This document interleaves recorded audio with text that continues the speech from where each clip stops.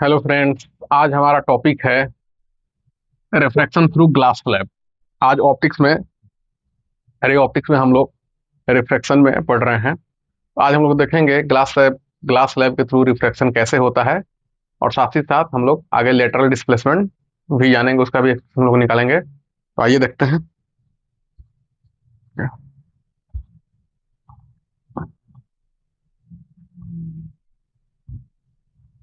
ये हमारा glass slab है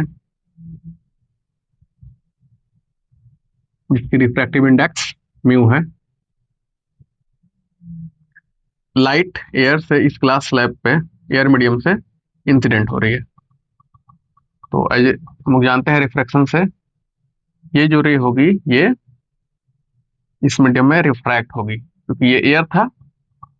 इसका रिफ्रैक्टिवनेस 1 होता है। ये normal at the point of incidence, ये बोल सकते हैं इसको। और यह जो रे अगर मीडियम नहीं होता तो ये स्ट्रेट डायरेक्शन में ऐसे फ्लो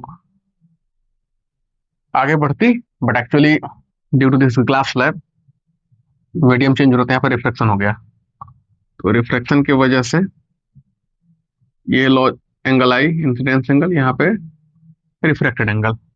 फर्दर यहाँ पे एक हम लोग नॉर्मल देखेंगे, फिर यहाँ पे रिफ्रैक्शन होगा। ये इंसिडेंट रे है, ये रिफ्रैक्टेड रे है। अब देखिए इस नॉर्मल से अब लाइट जो है, ये हमारा रेयरर मीडियम, ये डेंसर मीडियम, और अगेन ये रेयरर मीडियम। मतलब ये ग्लास स्लैब एयर में रखा हुआ है। तो यहाँ से क्या होगा, लाइट जो है नॉर्मल से, जब डेंसर मीडियम से लाइट रेयरर मीडियम इंटर करती है तो ये नॉर्मल से दूर जाती है। कुछ ऐसा जाएगा लाइट ये। तो ये हमारा है इंसिडेंट रे, ये है रिफ्रैक्टेड रे, और इसको हम लोग बोलते हैं इमरजेंट रे। फाइनली जो रे ग्लास स्लैब से पास करके जो निकल के जा रही है वो है इमरजेंट रे। अब हम लोग को देखना है कि ये जो एंगल है आई, और ये जो है, ये दोनों इक्वल होंगे। ये इमरजेंट एंगल इक्वल से, ये को हम लोग एंगल ऑफ इमरजेंट बोल रहे हैं। तो ये इस तरह से जाएगा, ये दोनों पैरेलल होना चाहिए। तभी अगर ये दोनों एंगल इक्वल, इसका मतलब जो रे है अनडिविएटेड। मतलब अगर मीडियम नहीं होता तो फाइनली जो रे होती, और मीडियम की वजह से जो इमरजेंट रे है, दोनों पैरेलल। आइए इसको प्रूव करते हैं। तो यहाँ पे रिफ्रैक्शन दो जगह हो रहा है, पॉइंट ए और पॉइंट बी पे। मैं इसको अलग मार्कर से मार्क कर रहा हूँ, बी। फिगर क्लियर है, इसको कंफ्यूज नहीं करना है फिगर को। ये यहाँ पे नॉर्मल है, नॉर्मल को मैंने डॉटेड लाइन से दिखाया है। दो जगह रिफ्रैक्शन हो रहा है, refraction at A and at B. तो पहले हम लोग बात करेंगे रिफ्रैक्शन एट ए।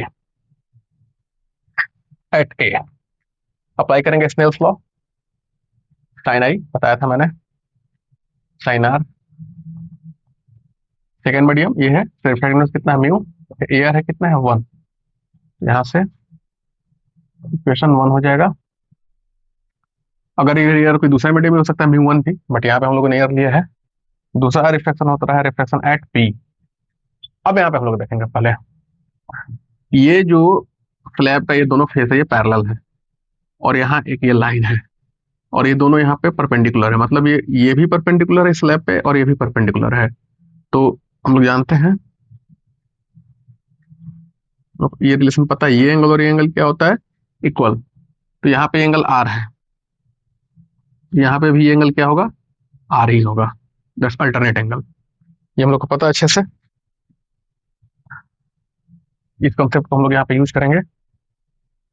तो रिफ्रैक्शन एट बी, अब यहाँ पे क्या है, मीडियम से एयर में जा रहा है। तो साइन आर, यहाँ पे जो एंगल है साइन ए, इक्वल टू इस मीडियम का रेफरेंस कितना है 1 डिवाइड बाई म्यू।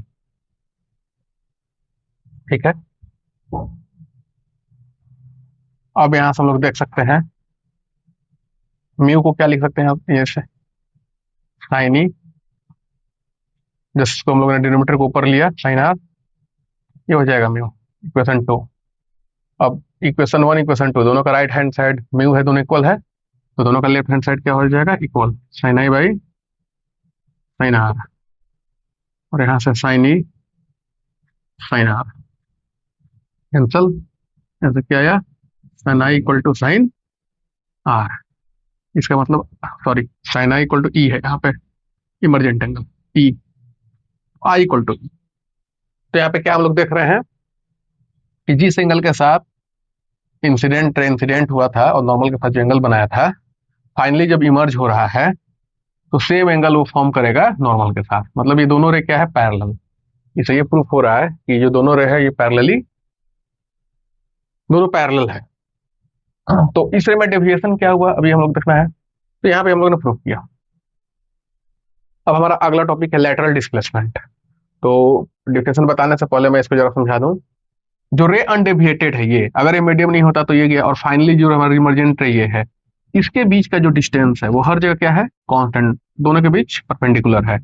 इसी को हम लोग लेटरल डिस्प्लेसमेंट बोलते हैं। तो इसको, इसकी चर्चा हम लोग अब करते हैं। बट आपने रिफ्लेक्शन थ्रू ग्लास स्लैब देख लिया। हमारे बीच कितने भी मीडियम हो, यहाँ पे कितने भी मीडियम हो, कितने भी मटेरियल हो, जो फाइनली जो बस ऊपर और नीचे का मीडियम सेम होना चाहिए, तो दो एंगल क्या होंगे, इक्वल होंगे। तो आइए अगले वीडियो में हम लोग लेटरल डिस्प्लेसमेंट के लिए एक एक्सप्रेशन निकालते हैं। इसका क्या एक्सप्रेशन होगा, क्या फॉर्मूला आएगा, क्वेश्चन भी आता है, इसको हम लोग ड्राइव करते हैं अगले वीडियो में।